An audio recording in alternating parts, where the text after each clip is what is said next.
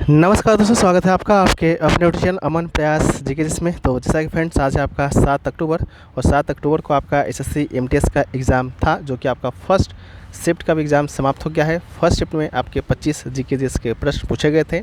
उन 25 में से अधिकतम जितना हो सकते थे रियल प्रश्न जो कि मिल गए हैं, जो कि 100% रियल हैं। तो आज के इस वीडियो में हम उन सभी प्रश्नों को डिस्कस करेंगे, साथ में उनसे जुड़े इंपॉर्टेंट एक्स्ट्रा फैक्ट्स को भी देखते चलेंगे। तो चलिए वीडियो को स्टार्ट करते हैं बिना किसी देरी के। इसका जो पीडीएफ है आपको टेलीग्राम चैनल पर मिल जाएगा, जिसका लिंक डिस्क्रिप्शन में दिया गया है। तो आप लोग जाकर एक बार ज्वाइन ज़रूर कर लीजिएगा। तो हम लोग शुरू करते हैं आज के पहले प्रश्न से। तो आज का जो हमारा पहला जो प्रश्न है वह है कि तमिल लगा वेत्री कजगम पार्टी का स्थापना किसने किया था। ठीक है, तो इसका जो राइट आंसर होने वाला है वह आपका होने वाला है विजय। ठीक है, विजय जो है आपके एक अभी दक्षिण भारत के अभिनेता हैं, उन्हीं के द्वारा जो है तमिल लगा वेत्री कजगम पार्टी का स्थापना किया गया था, जिसे कि शॉर्ट फॉर्म में हम लोग TVK के नाम से भी जानते हैं। ये जो पार्टी है तमिलनाडु राज्य और केंद्र शासित प्रदेश पुडुचेरी में एक भारतीय क्षेत्रीय पार्टी है। ठीक है, क्षेत्रीय राजनीतिक पार्टी है। इसका स्थापना 2 फरवरी 2024 को अभिनेता से नेता बने विजय के द्वारा किया गया था। ठीक है, इसका जो मुख्यालय है वो आपका पन्नायूर चेन्नई में पड़ता है और इसका संस्थापक है। संस्थापक बनने के साथ ही जो अध्यक्ष का जो कार्यभार है इन्हीं को दिया गया था, यानी कि विजय को ही दिया गया था। ठीक है, तो अध्यक्ष भी आपके विजय ही हैं। ठीक है, वीडियो में आगे बढ़ते हैं, लेकिन उससे पहले बात कर लेते हैं मॉक टेस्ट के बारे में। मॉक टेस्ट एक ऐसा चीज़ है जिसे अगर आप एग्ज़ाम में लगा के जाते हैं तो कहीं ना कहीं आपको इसका बेनिफिट देखने को मिलता है। तो मॉक टेस्ट लगाने का जो सबसे अच्छा जो प्लेटफॉर्म है अभी तक के मार्केट में वह है आपका टेस्ट बुक। टेक्स्ट बुक पर अभी आपका ऑफ़र भी चल रहा है, yearly text book pass pro के नाम से, जहाँ पर आज आप परचेज करते हैं इनका ये लिखा टेक्स्ट बुक पास प्रो तो आपको मात्र 608 रुपये में मिलने वाला है। साथ में कूपन कोड अगर आप APG यूज़ करते हैं तो आपको यहाँ पर 13% का एक्स्ट्रा ऑफ भी मिलता है, और आपका सिलेक्शन अगर हो जाता है तो आप इनसे अपना पूरा रिफ़ंड भी ले पाते हैं। टेक्स्ट बुक के विषय में बात करते हैं तो टेक्स्ट बुक पर आपको 800 प्लस एग्ज़ामों का 80,000 प्लस मॉक टेस्ट है जो कि मिलता है, जिसमें आपको सभी एग्ज़ाम आपके इंक्लूड रहेंगे, चाहे SSC की एग्ज़ाम की तैयारी करते हो, रेलवे का करते हो, डिफेंस का करते हो, या स्टेट लेवल का कोई एग्ज़ाम की तैयारी करते हो, उन सभी एग्ज़ामों का मॉक टेस्ट और PYPs आपको यहाँ पर मिलता है। 17,000 PYP भी आपको यहाँ पर देखने को मिलता है। ठीक है, तो इसका लिंक डिस्क्रिप्शन में दिया गया है, कूपन कोड APG यूज़ करना है और कॉमेंट सेक्शन में पिन क्या हुआ रहेगा। तो हम लोग बढ़ते हैं वीडियो में आगे। ठीक है, तो हमारा जो नेक्स्ट जो प्रश्न है वह पूछा गया कि माई कंट्री माई लाइफ जो पुस्तक है उसके लेखक कौन है। ठीक है, तो माई कंट्री माई लाइफ पुस्तक की बात करते हैं तो इसके लेखक हैं लाल कृष्ण आडवाणी। लाल कृष्ण आडवाणी की बात करते हैं तो भारतीय जनता पार्टी कहें तो BJP के ये राजनेता हैं। 2002 से लेकर 2004 तक भारत के उप प्रधानमंत्री के रूप में भी इन्होंने कार्य किया था, और 15वीं जो लोकसभा है उसके विपक्ष के नेता भी ये रह चुके हैं। और माई कंट्री माई लाइफ उनकी ही आत्मकथा पुस्तक का नाम है, जिसका विमोचन 2008 में अब्दुल कलाम आज़ाद के द्वारा किया गया था। ठीक है, तो इसको याद रखना है। नेक्स्ट जो क्वेश्चन पूछा गया कि पूना समझौता जो 1932 में हुआ था वो किसके किसके बीच में हुआ था। तो पूना समझौता की बात करें तो इसका राइट आंसर बाबा साहेब भीमराव अम्बेडकर और महात्मा गांधी, इसका राइट आंसर होगा। अम्बेडकर और महात्मा गांधी के बीच पुणे के यरवदा सेंट्रल जेल में पूना समझौता पर सहमति बनी थी, और इस समझौते पर महात्मा गांधी ने स्वयं हस्ताक्षर नहीं किया था, बल्कि महात्मा गांधी की तरफ से इस समझौते पर पंडित मदन मोहन मालवीय के द्वारा हस्ताक्षर किया गया था, और दूसरी ओर ये समझौता पर भीमराव अम्बेडकर ने हस्ताक्षर किया था। ठीक है, तो वर्ष 1932 याद रखना है किसके किसके बीच हुआ था, और महात्मा गांधी की जगह यानी तरफ से किसने हस्ताक्षर किया था उसको याद रखना है। नेक्स्ट क्वेश्चन है कि एशियन हॉकी चैम्पियनशिप 2023 का विजेता कौन सा टीम है। तो इसका राइट आंसर आपका भारत होगा। भारत विजेता के साथ साथ आपका मेज़बान भी था, यानी कि एशियन हॉकी चैम्पियनशिप 2023 जो हुआ है आपका भारत में हुआ है। फाइनल में किसको हराया था, मलेशिया को हराया था 4-3 से। ठीक है, तो उप विजेता आपका मलेशिया होगा। नेक्स्ट क्वेश्चन है कि डुरंड कप 1984 का विजेता कौन सा टीम था। तो 1984 की बात करेंगे तो जालंधर कैंटोनमेंट, इसका राइट आंसर होगा जालंधर कैंटोनमेंट के द्वारा है, जो कि डुरंड कप 1984 है जो कि जीता गया। डुरंड कप की बात करते हैं तो ये भारत में एक वार्षिक घरेलू प्रतियोगिता है जो पहली बार 1888 में कहाँ पर हुआ था, शिमला जो कि हिमाचल प्रदेश में पड़ता है वहाँ पर हुआ था। ठीक है, नेक्स्ट क्वेश्चन पूछा गया कि भारत की जनगणना 2011 का जनगणना आयुक्त कौन था। तो जनगणना आयुक्त की बात करते हैं तो इसका राइट आंसर सी चंद्रमौली हो जाएगा इसका राइट आंसर। ठीक है, 2011 का जो जनगणना था, जनगणना संगठन के द्वारा 15वीं राष्ट्रीय जनगणना सर्वेक्षण था। यानी कि कौन सा क्रम था, तो 15वां था। जब से आपका भारत 15वां जनगणना था, कब से, जब से आपका जनगणना शुरू हुआ था। इसके अलावा आज़ादी के बाद अगर देखें तो आज़ादी के बाद 2011 का जनगणना 7वीं जनगणना था। ठीक है, तो 2011 की जनगणना एक तो आपके श्री सी चंद्रमौली थे। और 2011 का जो जनगणना है कितने चरण में हुआ था, 2 चरण में हुआ था। पहला मकान सूचीकरण और दूसरा आपका जनसंख्या। इसके अलावा राष्ट्रीय जनगणना सर्वेक्षण में देश के सभी 28 राज्य, 7 केंद्र शासित प्रदेश जिसमें 640 जिले, 497 शहर, 5667 तहसील और 6 लाख से अधिक गांव शामिल था। जनगणना से ही नेक्स्ट प्रश्न पूछा गया कि 2011 की जनगणना के अनुसार भारत में लिंगानुपात कितना है। तो लिंगानुपात की बात करते हैं तो 943 इसका राइट आंसर होगा। लिंगानुपात कहें तो आखिरकार कहते किसे हैं, तो लिंगानुपात 1000 पुरुष पर महिलाओं की संख्या का वर्णन किया जाता है। यानी कि 1000 पुरुष पर कितना आपका महिला है, तो 1000 पुरुष पर 943 महिला भारत में है, तो 943 आपका लिंगानुपात भारत का होगा। और वहीं पर जो एक की जनगणना के बारे में बात करें तो लिंगानुपात 933 था।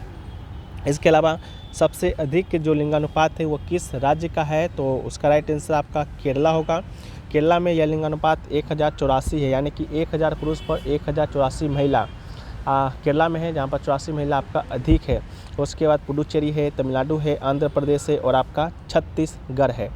नेक्स्ट क्वेश्चन जो पूछा गया वो पूछा गया कि कृष्णा नायर है जो कि किस नृत्य से संबंधित है। ठीक है, तो कृष्णा नायर की बात करते हैं तो इसका राइट आंसर आपका कथकली होगा। कथकली से संबंधित है कृष्णा नायर। कृष्णा नायर का जो पूरा नाम है वो क्या है, तो कलामंडलम कृष्ण नायर इनका पूरा नाम है और कथकली से इनका संबंध है।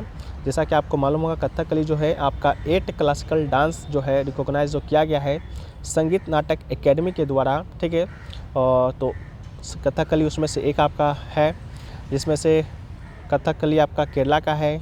इसके अलावा आपका जो केरल का एक और है, मोहिनीअट्टम भी केरल का है, भरतनाट्यम आपका तमिलनाडु का है। कथक की बात करेंगे तो उत्तर प्रदेश का है, कुचिपुड़ी आपका आंध्र प्रदेश का है और मणिपुरी आपका मणिपुर का, ओडिसी आपका उड़ीसा का और सतरिया आपका असम का। ठीक है, लेकिन एक नाम और याद रखना है छऊ का, जिसे रिकॉग्नाइज किया गया है क्लासिकल डांस के लिए ministry of culture of India के द्वारा। ठीक है, तो छऊ जो है आपका ईस्टर्न इंडिया यानी पूर्वोत्तर भारत में मनाया जाता है, उड़ीसा में, झारखंड में और वेस्ट बंगाल में। बस नाम अलग अलग है। उड़ीसा में इसे मयूरभंज छऊ के नाम से, झारखंड में सरायकेला छऊ के नाम से और वेस्ट बंगाल में पुरुलिया छऊ के नाम से इसे मनाया जाता है। ठीक है, इसके अलावा सम फेमस डांसर की बात करते हैं तो भरतनाट्यम से रुक्मणी देवी अनुल्ले, पद्मा सुब्रमण्यम, वैजयंती माला को याद रखना है, सीमा केरमनी को याद रखना है, इसके अलावा पद्मा मणि को याद रखना है, पंडित श्रीमती स्वाति डटकार को याद रखना है, जिसे कि अवार्ड किया गया था नृत्य अलंकार बाय अखिल भारतीय गंधर्व महाविद्यालय मंडल के द्वारा। कथक से बिरजू महाराज को, नाहिद सिद्दीकी को, लच्छू महाराज को, गोपी कृष्णा को, शाश्वती सेन को, मंजारी चतुर्वेदी को।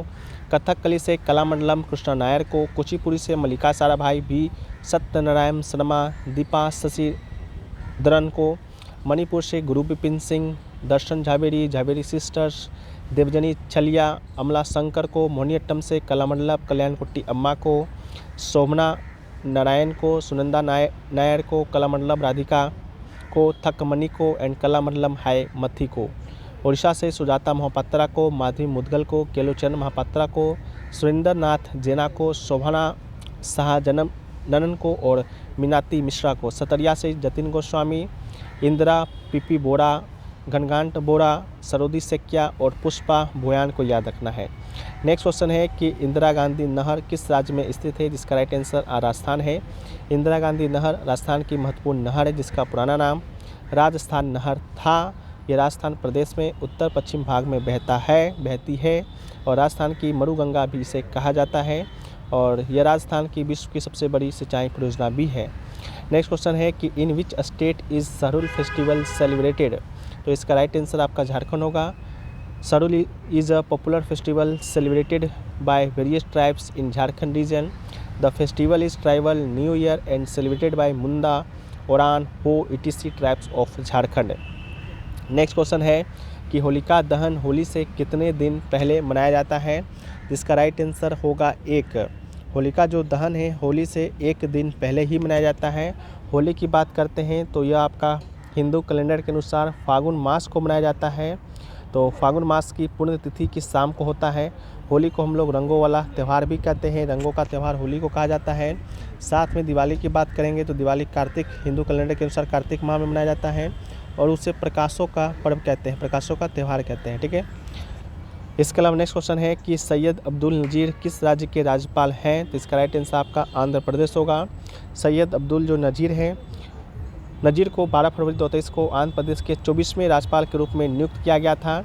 इसके अलावा जो ये अब्दुल नज़ीर हैं आपके सर्वोच्च न्यायालय के पूर्व न्यायाधीश भी रह चुके हैं और वर्तमान में आंध्र प्रदेश के तीसरे राज्यपाल के रूप में यह कार्यरत हैं और वो साथ में कर्नाटक उच्च न्यायालय जो है उसका पूर्व न्यायाधीश भी वो रहे हैं, जिनको 12 फरवरी 2023 को नियुक्त किया गया था आंध्र प्रदेश के राज्यपाल के रूप में और जिन्होंने विश्व भूषण हरिचंदन का स्थान लिया था।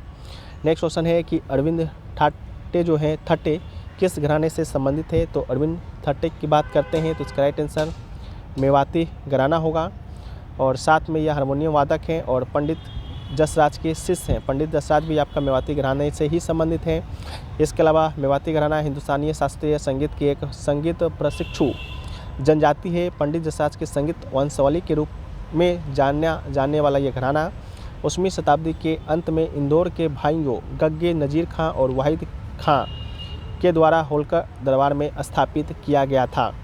नेक्स्ट क्वेश्चन पूछा गया कि वेनिस का वो प्रसिद्ध यात्री कौन था जिसने 1288 से लेकर 1288 और 1293 में 2 बार कायल का दौरा किया, तो जिसका राइट आंसर मार्को पोलो का। मार्को पोलो वेनिस का प्रसिद्ध यात्री था जिसने 2 बार कायल का दौरा किया, पहली बार 1288 में, दूसरी बार 1293 में। उन्होंने पांड्य साम्राज्य पर विस्तार से लिखा था। अगला है निम्नलिखित में से कौन मौलिक कर्तव्य नहीं है। ठीक है, 4 ऑप्शन दिए गए थे, तो कौन कौन मौलिक कर्तव्य हैं, तो वर्तमान में 11 मौलिक कर्तव्य हैं। उन 11 मौलिक कर्तव्य को देखें तो पहला है संविधान का पालन करना, उसके आदर्शों संस्थाओं और राष्ट्रध्वज राष्ट्रगान का सम्मान करना। दूसरा है स्वतंत्रता संग्राम के उच्च आदर्शों का पालन करना। तीसरा है भारत की प्रभुता एकता अखंडता की रक्षा करना। चौथा है देश की रक्षा करना, राष्ट्रीय सेवाएं करना। पाँचवा है भारत के सभी लोगों में समरसता और समान भ्रातृत्व की भावना का निर्माण करना। छठा है हमारी सामाजिक संस्कृति की गौरवशाली परंपरा का महत्व समझना, उसका पालन करना। सातवां है कि प्राकृतिक पर्यावरण की रक्षा करें, उसका संवर्धन करें। आठवां है वैज्ञानिक दृष्टिकोण, मानववाद और ज्ञान अर्जन की भावना का विकास करना। नौवां है सार्वजनिक संपत्ति का सुरक्षा करना। 10वां है व्यक्तिगत सामूहिक गतिविधियों के सभी क्षेत्रों में उत्कर्ष की ओर बढ़ने का सतत प्रयास करना। और सबसे अंत में 11वां जो है माता पिता या संरक्षक के द्वारा 6 से 14 वर्ष के बच्चे को प्राथमिक शिक्षा प्रदान करना। ये जो मौलिक कर्तव्य है इसे बाद में जोड़ा गया था 2002 में 86वां संविधान संशोधन के माध्यम से। बाकी जो ऊपर का 10 मौलिक कर्तव्य है वो जोड़ा गया था 1976 में 42वां संवैधानिक संशोधन के माध्यम से सरदार स्वर्ण सिंह समिति के सिफारिश पर। और मौलिक कर्तव्य की बात करेंगे तो भाग 4A में है और अनुच्छेद 51A में है। ठीक है, रूस के संविधान से लिया गया है, उस समय USSR कहा जाता था इसे। ठीक है, बाकी यही पूछा गया था। बाकी 2-4 और क्वेश्चन पूछे गए थे वो जिसका लैंग्वेज है जो कि क्लियर नहीं है। क्वेश्चन आपका केमिस्ट्री से भी पूछा गया था, बॉन्ड से रिलेटेड था, उसको बताइएगा। एक क्वेश्चन आपका हिमालय की एक श्रृंखला से पूछा गया था, वो भी क्वेश्चन आपका क्लियर नहीं है तो आप लोग उसे भी बताइएगा। साथ में जो एक क्वेश्चन आपका सभापति से भी पूछा गया था कि वर्तमान में सभापति कौन है, तो सभापति आपका राज्यसभा में होता है, वर्तमान में सभापति जगदीप धनखड़ हैं, तो उसको भी याद रखिएगा। साथ में वो भारत के उप राष्ट्रपति भी हैं। और एक क्वेश्चन आपका हीलियम को द्रव में कैसे बदले उससे भी था। बाकी जो भी क्वेश्चन छूट गए होंगे आप लोग कमेंट सेक्शन में बताइएगा। वीडियो को यहीं पर समाप्त करते हैं। वीडियो अच्छा लगा वीडियो को लाइक कर दीजिए, चैनल पर नए चैनल को सब्सक्राइब कर दीजिए। मिलते हैं हम लोग नेक्स्ट वीडियो में, जब तक के लिए जय हिंद।